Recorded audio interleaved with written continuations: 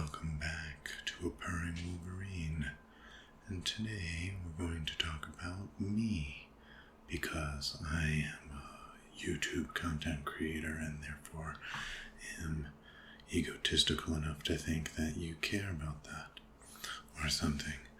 I don't really think that that's true, but more specifically, we're going to talk about why I'm doing ASMR, what is ASMR, and how it's affected me, just because I think that these are sort of interesting foundational concepts for the channel, and also I wanted to make a intro video for the website I'm building for the channel. It's all very circular and meta. Anyway, what is ASMR? ASMR stands for Autonomous Sensory Meridian Response, which is a bunch of fancy words that don't have a great set of scientific definitions to back them up. So I did a little bit of digging, because while I know what ASMR means to me and what it does for me and what it generally does for people, what is the meridian response, right? Alright, so there's not a whole lot of science behind it. The preliminary science seems to be done largely by people who listen to ASMR videos and are very specifically looking for conclusions. And the response that people get varies so widely from so many different types of triggers that the fact that we call all of this ASMR is kind of bad, for categorization purposes anyway. So, ASMR, there's a handful of different, there's nearly infinite varieties of ASMR. You can go through YouTube and just type ASMR space and you'll find plenty of options. But to be honest, they tend to fall into three primary categories. If we're looking at the whole forest 10,000 foot view, you have audio spoken ASMR, which is what we're doing here on this channel. Role plays, meditations, healing sessions, whatever it may be, rambling, those are all focused around listening to a person's voice, whether it be whispering, binaural, soft-spoken.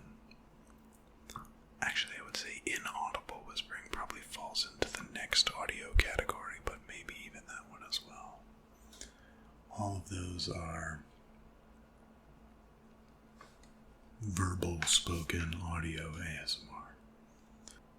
Then there's visual feedback ASMR, which we do almost none of on this channel.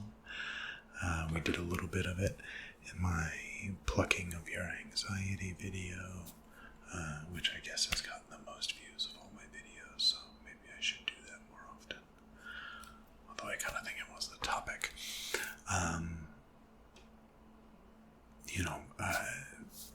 Flutters, things of this nature.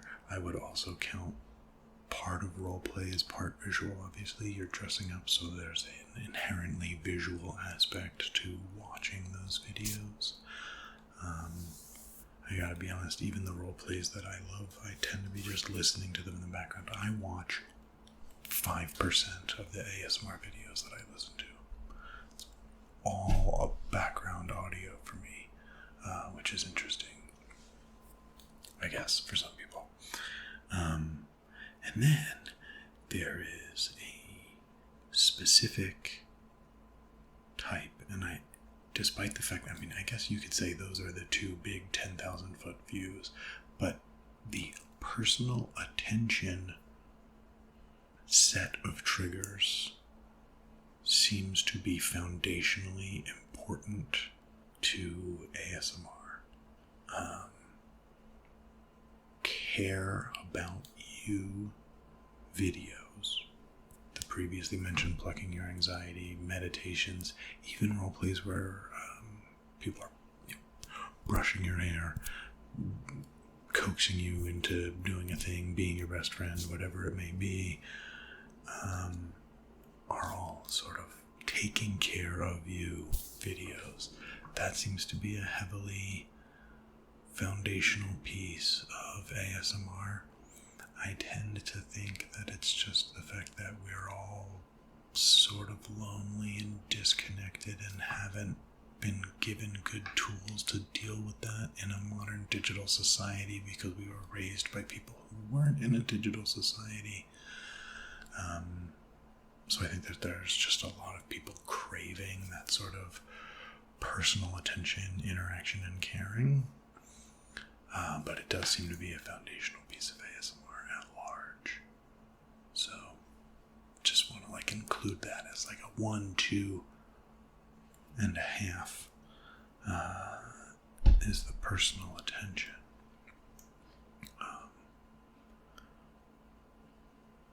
What does ASMR do for people? The primary thing is that it just relaxes us. You will hear, because this is a fun thing to focus on, for folks, you will hear a lot of talk about the tingles. Theoretically, you're getting some tingles from this video, which is why you're here. However, that's not necessarily happening in every video, and it's not necessarily the favorite.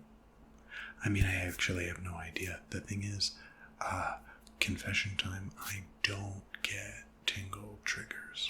Hardly ever. Almost never.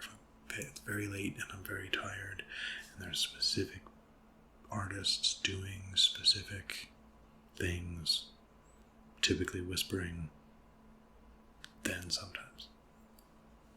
The vast majority of the ASMR I'm listening to is pretty strictly for relaxation.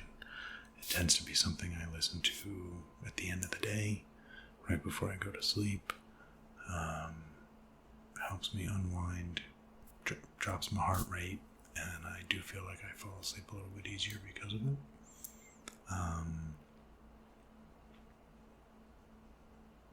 Yeah, the tingles thing I almost think would turn me off to ASMR if I got tingles. Because the only analog I have for when somebody describes their brain tingles is when a bee buzzes in your ear and you get that over your skin and kind of in your brain, but only in your brain. Which, if it's on purpose and you're looking for it, sounds like it could be good, but it also sounds like it could just be overwhelming. I just feel like I would be overwhelmed by it. Not that I wouldn't like it. I would just be overwhelmed, but I don't think I could listen to ASMR for more than a minute or two before I was sensory overloaded. But maybe you get used to it, which is why they have all those videos about tingle immunity, because you get used to it, and then you need more aggressive. ASMR tingle immunity sounds like a thing that's mostly, I was going to say mostly fake, but honestly, as we experience things repeatedly in life, they get sort of less vibrant, and then if you take a couple days off, they come back. We do sort of, it's most obviously seen in alcohol. Your tolerance is up. But I think we sort of have a naturally generated tolerance for everything, especially things that we do habitually. So anyway, why am I doing ASMR? Well, I've been listening to it for years, and I love it. Every now and then, I think that if video games didn't exist, I probably would have started a long time ago, and I would probably have 2 or 3 YouTube channels, because I feel the need to talk a lot, but I am also introverted. So talking to hundreds of people via a camera sounds way better than talking to like a small group of real in the room humans. Yeah. I've always kept relatively small friend groups for that reason. But I also am, as I alluded to in the beginning, I am sort of egotistical enough to think that I have a voice worth listening to.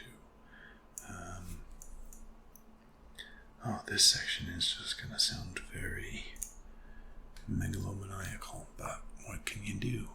I've been told, since like middle school, that I have a voice. I was roped into doing the announcements in middle school. This name of this channel comes from a group that we were in college. So back in the day, here's a fun trip down memory lane that's a tangent for everybody. Facebook, back in the day, they still have groups, but when you had groups, you could create a group for like any little thing, and it was like a fun social kickoff, and groups had officers, and you could custom make officer titles. So the ultimate frisbee team I was on had a group called No Fun or No Fun Allowed. Pretty sure that, so technically these groups still exist on Facebook, and like every 4 or 5 years somebody will find this like No Fun Allowed group and try to join it. But I have, and my officer title has a voice that could make a Wolverine purr, which is a reference to Anchorman, but is also just like multiple people over the years on the team, like sort of into my voice. So strange to talk about yourself like this. And then similar things have happened over the past couple of years. I've had people tell me, I spent most of my career on the phones, and I've had very interesting conversations with middle-aged and older women on the phone who really like my voice, inappropriately sometimes. And it has recently came up with a group of friends while we were playing League of Legends. They were talking about my voice, and that was like, for some reason, the final straw. Be like, oh, okay, well, I'm gonna do this thing. I'm gonna get rich on YouTube. No, that's never been my plan.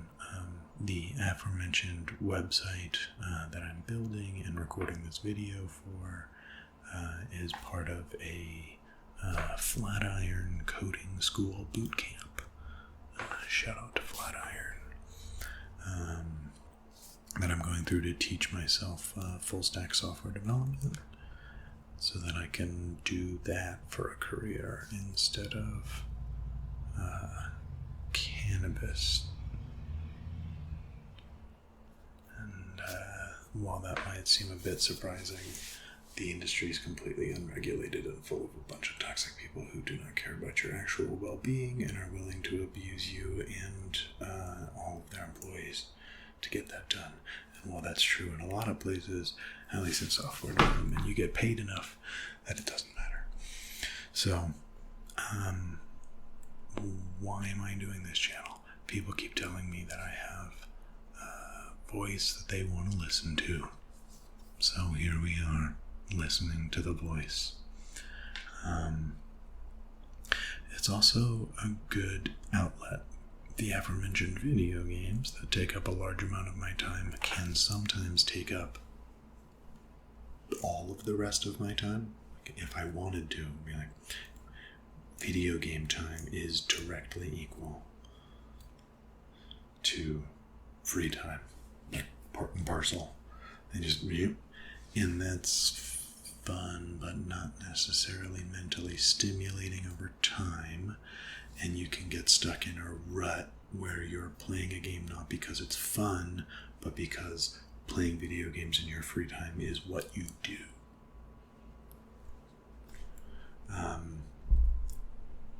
To be fair, the reason it's easy to get stuck in that rut is that video games are also fucking fun. So even when you're in the rut, you're still having pretty much a good time, and the rut is just more of a intellectual rut. I've been blessed with largely being able to avoid crippling stress and anxiety in my life. So yeah, my thought was that if I'm going to create a channel based on my voice, I would also try to bend that channel towards helping people and imparting my wisdom as a man in his mid-30s. No, more like wisdom as a guy who's just seen a lot of trauma and hasn't experienced it directly, which provides like a weird sort of third-party, emotionally sympathetic but not emotionally involved perspective. And hopefully you can see that in a lot of these videos. The goal is to think through issues that I have had personally or that I have seen my friends have, and then deliver content that is relaxing, maybe a little bit ASMR triggering, but also like long-term helpful for your mental. This video not so much, but they're not all going to be therapy-wise. In fact, when I am YouTube famous, that is going to be my Twitch channel. It's just therapy gaming. We're just going to play a random game, and I'm just going to be a therapist for everybody in the Twitch chat. It's like a secret, weird little window you got into a stream of consciousness conversation I had with a friend of mine before the genesis of this channel even. Just when I'm rich and famous because of my super dope YouTube channel, I'll also do this thing on Twitch. Because who has the time to be a Twitch streamer if you actually have to maintain a regular job? I can't imagine. So anyway, I'm going to wrap up here. But I want to say thank you for stopping in. Thank you for listening to me talk about myself. It's the most interesting topic I know. We are, I think, going to be able to pump out more videos. I know like the last month and a half videos have slowed down a lot, and I apologize for that. I actually think they're going to like uptick sort of aggressively over the next couple weeks, because I found myself with a little bit more time. Maybe not aggressively, but they'll uptick over the next couple of weeks, I think for sure. So we are going to focus on some self-help, some meditations, finding Zen in times of stress. Still looking for book recommendations for my audiobook, or else we're just going to go with A Wrinkle of Time, which we're about to start anyway. So unless you come in with an 11th hour suggestion, it's going to be A Wrinkle in Time.